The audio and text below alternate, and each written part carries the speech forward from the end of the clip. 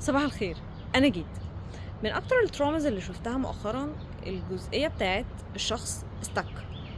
بمعنى انا واصل لمرحله مش عارف اروح فين ولا اعمل ايه ولا اختار ازاي.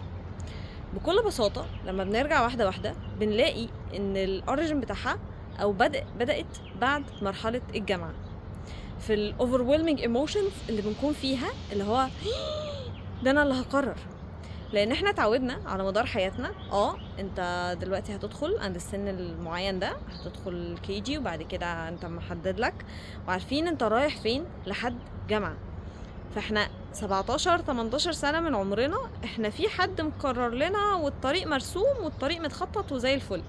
مرة واحدة اوبا، انا اللي هخطط لنفسي وانا اللي هرسم لنفسي وانا اللي هقرر انا هروح فين. فاللي هو حد يلحقني حالا عشان ما نعيطش كلنا سوا. بنفس الطريقه لما بيكون حد بيقرر لنا ده بيفقدنا جزء كبير من حريتنا ان لم يكن حريتنا كلها. فبالتالي لو جينا بصينا ان احنا كاننا بنسترجع زمام الامور تاني، ان انا هواجه الكوكب ده لوحدي. هو مع الاسف معلش، يعني احنا اتولدنا لوحدنا وهنموت لوحدنا، فيعني من البديهي ان احنا هنواجه بس مش لوحدك. في اوقات كتير ربنا بييسر حاجات واشخاص في حياتنا ما بنبقاش عارفين هما طلعوا ازاي، هما ازاي الموضوع ده اتحل. ده اللي احنا بنكون خايفين منه، ان هعمل ايه انا دلوقتي؟ انا اللي هقرر كل القرارات دي؟ ارمط مع الاسف مع الاسف احنا اللي هنقرر.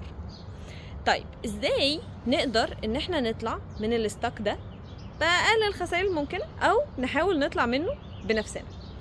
اول واهم نقطه ان احنا نكون عارفين نفسنا عشان يكون معانا الكرايتيريا او التشيك بوينتس او الحاجات اللي احنا هنحددها اللي على اساسها هنقدر نختار بعد كده كل حاجه انا هعمل فيها ايه. الاختيار ده متناسب معايا ولا لا؟ طيب يعني ايه اعرف نفسي؟ يعني اعرف الكور فاليوز بتاعتي، القيم، اعرف مشاعري، اعرف ايه اللي بيضايقني. طب اعرف انهي نوع من الاشخاص بيكون تمام معايا، مش هتضايق منه. يعني انا الاشخاص دي مريحة بالنسبة لي، او لو المكان متوفر فيه 1 2 3 فانا هكون مرتاح. وانس ان هو توفر فيه دول تمام، ممكن اعدي اي حاجة تانية. لو ما توفرش فيه دول انا خلاص انا اوت. فهنا بيبقى الموضوع من ناحية ايه؟ ان انا اكون فاهمة انا عايزة ايه، انا هرتاح ازاي، انا هطمن ازاي، ايه اللي هيريح قلبي. تمام؟ طيب دي اول خطوة. تاني خطوة ان احنا لما نيجي نختار اي حاجة انا هرجع للتشيك بوينتس او الكرايتيريا اللي انا حددتهم عشان اقدر على اساسها احدد الموضوع ده هيتناسب مع قيمي، هيتناسب مع اخلاقي، هيتناسب مع اختياراتي والمشاعر اللي بتريحني ولا لا. لان هو ببساطة احنا مش متعودين على مبدأ هو الشخص ممكن يكون بيرفكت والمكان بيرفكت بس مش مناسب معايا. هنا الفكرة ان احنا ده حلو يا وحش، بس هو ممكن بكل بساطة ان القيم لم تتفق، انا مرتحتش في المكان ده. طب هل المكان وحش؟ لا، انا مرتحتش فيه. ده بالنسبة لنا في اوقات كتير مش بيكون مبرر كافي، بس هو مبرر كافي لينا ان انا مش مرتاح في الحتة دي. تالت واهم نقطة هي الخوف من المواجهة. ان احنا في ساعات كتير بنكون خايفين واللي موقفنا هو الخوف فعليا.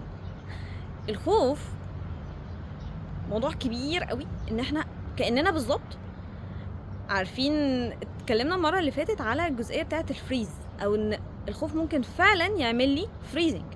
انا مش عارف اتحرك ومش عارف اروح فين ومش عارف اعمل ايه. طيب لما اعمل كل ده، لما هو عامل كل ده وفعلا هو بيوقف الجهاز العصبي بتاعنا كأن بالظبط، وبتظهر كأعراض جسدية ان الشخص مش قادر فعلا يتحرك من مكانه.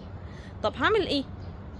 لو امنا بفكرة ان الله لا يكلف نفسا الا وسعها، انا مدركة ان في اوقات كتير واحنا اطفال كان في حاجات احنا مش عارفين نتصرف فيها، فكنا حاسين بعجز كامل، وانا مش هقدر اواجه وانا مش هقدر اعمل وانا مش هقدر اخلي بقى كتمة النفس دي موجودة. لكن بكل بساطة لو تخيلناها ان احنا دلوقتي كبرنا ولا يكلف الله نفسا الا وسعها، ده وعد ربنا وعده لنا. بمعنى كده ان كل حاجة هتواجهني في الرحلة بتاعتي دي انا معايا الحاجة او معايا المفتاح اللي هقدر افتحها بيه، او معايا التول اللي هقدر اواجه، او الاداة اللي هقدر اواجه الخوف ده بيها او المشكلة دي بيها. لو امنا بالفكرة دي هنعدي حتت كتير قوي. وما تقلقوش، هنتكلم عن الخوف من المواجهة تاني. صباحكم فل ويومكم حلو،